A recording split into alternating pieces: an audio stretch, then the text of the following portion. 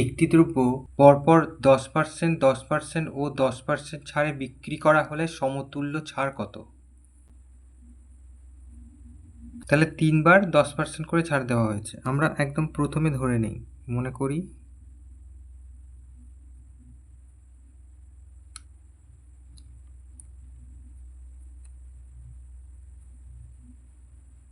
দ্রব্যটির প্রাথমিক মূল্য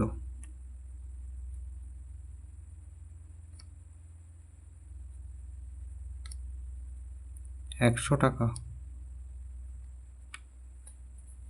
তাহলে 10% ছাড় দেওয়া হয়েছে। 10% ছাড় হলে বা দিলে দ্রব্যটির মূল্য হয়, তাহলে 100 টাকা ছিল আর 100 টাকাতে 10 টাকা ছাড় দেওয়া হয়েছে। 10% মানে 100 টাকায় 10 টাকা, তাহলে হয়ে গেল 90 টাকা।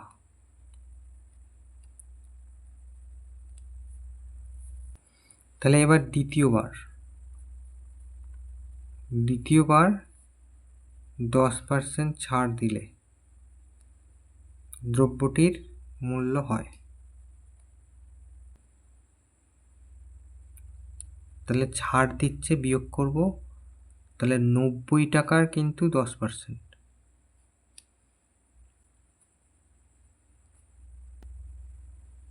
তাহলে 90 বিয়োগ 90 গুণ 10-এর 100, 10% মানে 10-এর 100, এটা কেটে যাচ্ছে, এটা কেটে যাচ্ছে, তার মানে 90 বিয়োগ 9, তার মানে 81 টাকা।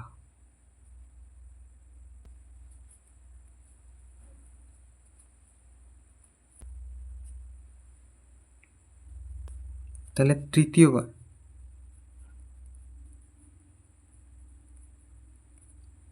10% ছাড় দিলে দ্রব্যটির মূল্য হয়, এখন দ্রব্যটির মূল্য 81 টাকা, এই 81 টাকার 10% ছাড় দেওয়া হবে, তাহলে কত হবে?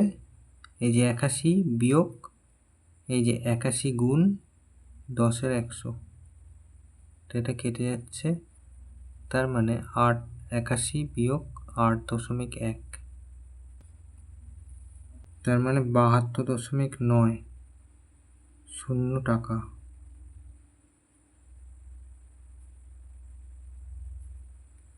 এই শূন্যটা আমরা কেটে দিতে পারি। তাহলে 3বার ছাড় দেওয়া হয়ে গেছে। দ্রব্যটির প্রাথমিক মূল্য ছিল 100 টাকা, এখন দ্রব্যটির দাম হয়েছে 3বার ছাড়ের পরে 72.9 টাকা। তাহলে ছাড় কত হলো?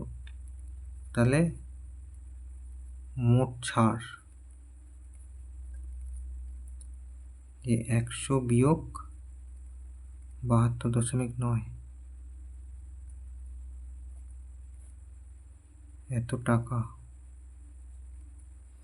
তার মানে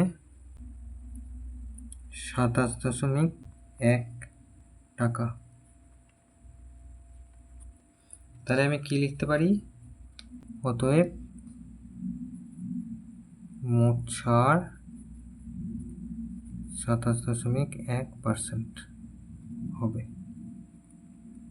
এটা উত্তর।